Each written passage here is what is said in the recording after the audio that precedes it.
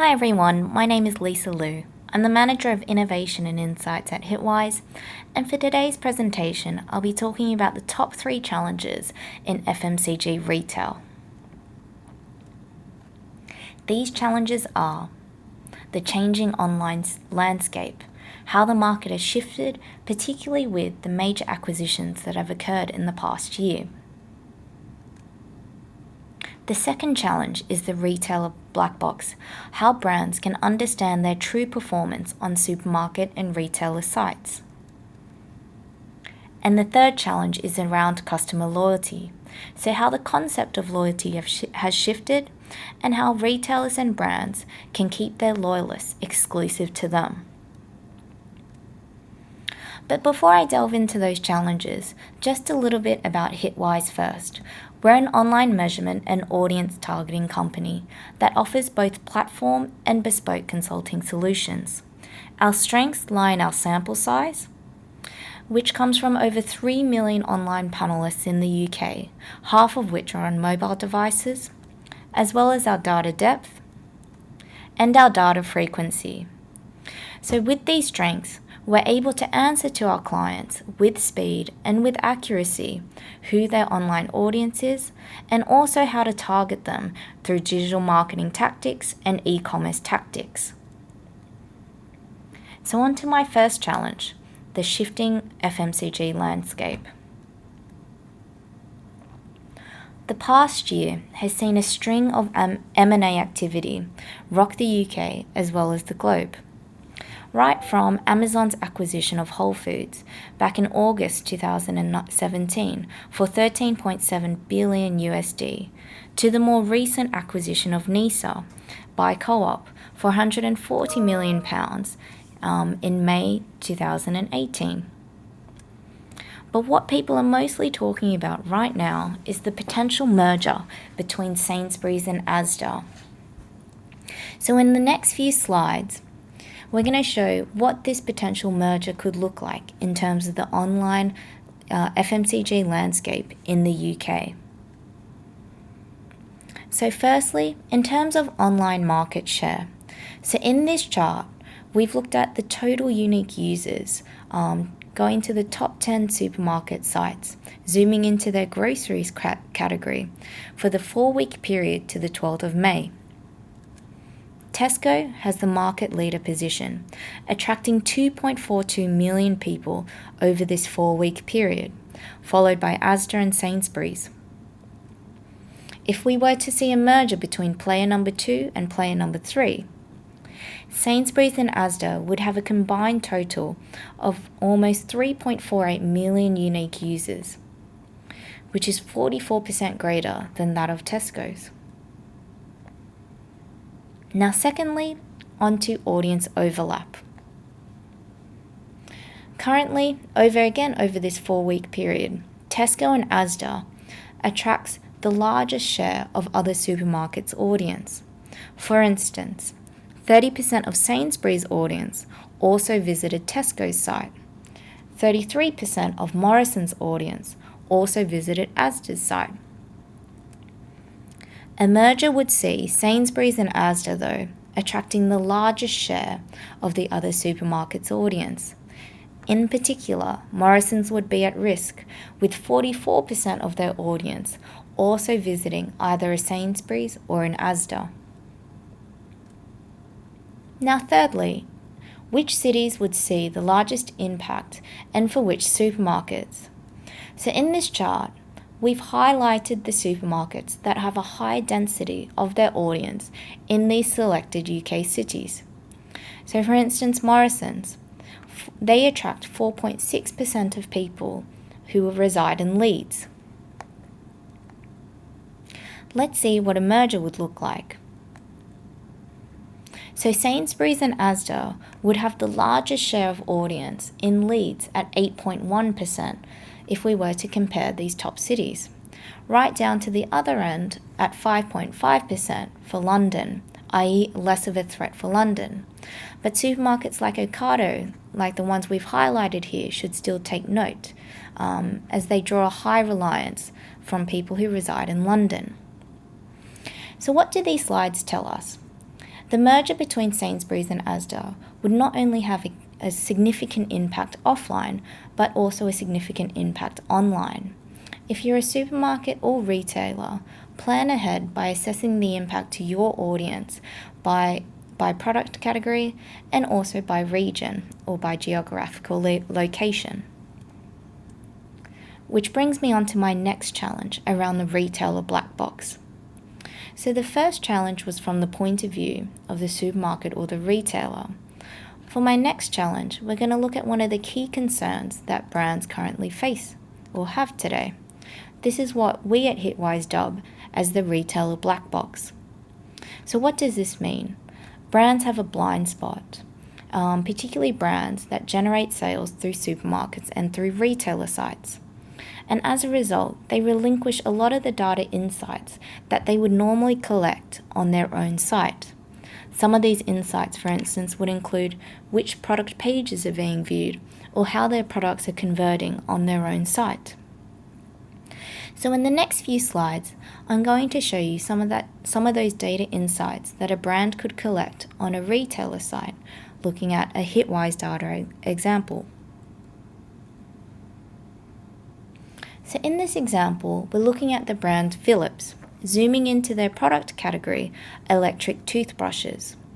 So in this chart, we're looking at the total sales on the top 4 retailers, Amazon, Argos, Boots, and Tesco Direct. Within this 1 week period, we can see that on Amazon, Amazon sold over 6,000 Philips electric toothbrushes, right down to no sales that were made on Tesco Direct. So a brand like Philips would typically have this information in terms of their sales volume on retailer sites. But there is so much data insights that is missing in the steps taken prior to a customer making a purchase online. So a few metrics like basket rate or confirmation rate helps paint a richer picture for a brand when dealing with retailers. For instance, on Amazon, Philips' electric toothbrushes, we're seeing a basket rate of 37%. But that rate drops right down to 19% in terms of confirmation on Amazon's site. On to the other end, Tesco Direct site saw 0% basket rate and 0% confirmation rate. So in other words, Philips' electric toothbrushes weren't hitting any product page views in that particular week. So competitive data helps put Philips' data into position. So if we were to compare Philips' electric toothbrushes against the equivalent set of products on Oral-B, their main competitor, we can see that on Amazon, Philips' products was actually converting at a lower rate than Oral-B, at 19% compared to 22% when we're looking at the confirmation rate. On Tesco Direct, Oral-B also saw a 0% confirmation rate and a very low basket rate in that particular week. So again, what does this data tell us? There's so much rich insight for a brand like Philips if they were to collect those insights in the steps taken before a shopper makes that product purchase. These insights could feed, for instance, directly into those tactics for Philips when dealing with their different retailers. For instance, in the following week, Philips could feature a promotion on Amazon's site to try and bring up that confirmation rate. Or they could speak to Tesco about trying to increase that visibility of their product pages of their electric toothbrushes. Now this brings me on to my third point around customer loyalty. On average, a consumer has about 14 different loyalty programs. So how can a retailer or brand keep their loyalists exclusive? So at Hitwise, we tend to answer questions with fairly simple answers. So to us, a way to keep your loyalists is by firstly identifying why they go to you, and also identifying why your loyalists would go to your competitors. So I'm going to show this through a scenario that we've modelled around Tesco versus Nectar. So in this chart, we're looking at the 4-week period to the 5th of May and identified people who have a Tesco club card and have also visited Tesco's site, and compared that with people who have a Nectar card and have also visited Sainsbury's or Argos's site. So in this chart, we can see that in terms of Tesco and Nectar's exclusive audience, they both have similar unique users of almost 3 million people. When we zoom into that combined audience, i.e. people who have both a Tesco and Nectar card, we can see that unique users are roughly about 1 million people over this 4-week period. So this roughly equates to almost 30% of either Tesco and Nectar's engaged audience. So if we were to take it from the point of view of Tesco, how can Tesco keep and engage their loyalists? By firstly identifying their recognised needs. So in this chart, we've mapped out those 3 segments, the 2 exclusives, Tesco only, Nectar only, and also that combined overlap audience, people who have both Tesco and Nectar card. We've mirrored this against 3 market research variables which come from our partnership with Kantar Media TGI. So these are people who are regular healthy food and low-fat shoppers, organic fruit and veg shoppers, and fair trade shoppers to see what the audience share is. So in this data, we can see that Tesco's exclusive audience attracts a higher share of that regular healthy food shopper, whereas that Nectar exclusive audience attracts a higher share of that organic fruit and veg and regular fair trade shopper. So the previous chart is looking at market research, i.e. the recognized needs of your audience. We want to combine this with the actual online behavior, i.e. through search behavior, to see how that permutates online. So again, looking at those 3 segments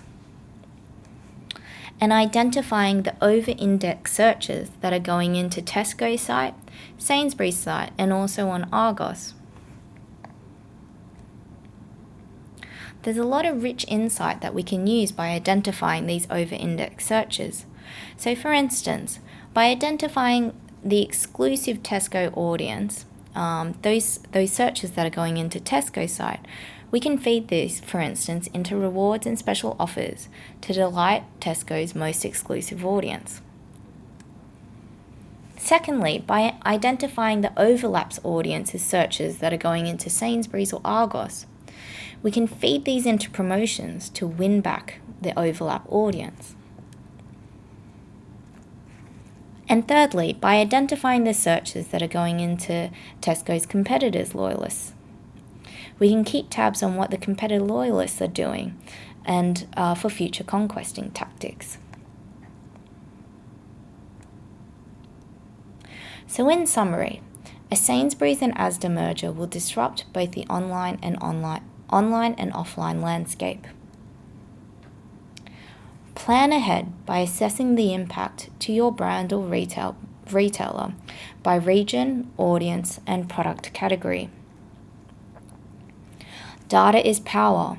Understand your products and how they truly perform on and across retailers, as shown with the Philips and Oral-B example. Loyalists will become more important to you than ever. Identify what makes them tick, i.e. through recognized needs or through their actual online behavior.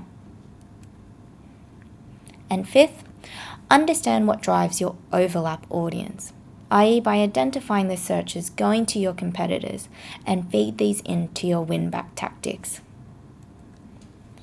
Thank you very much. That concludes our presentation today.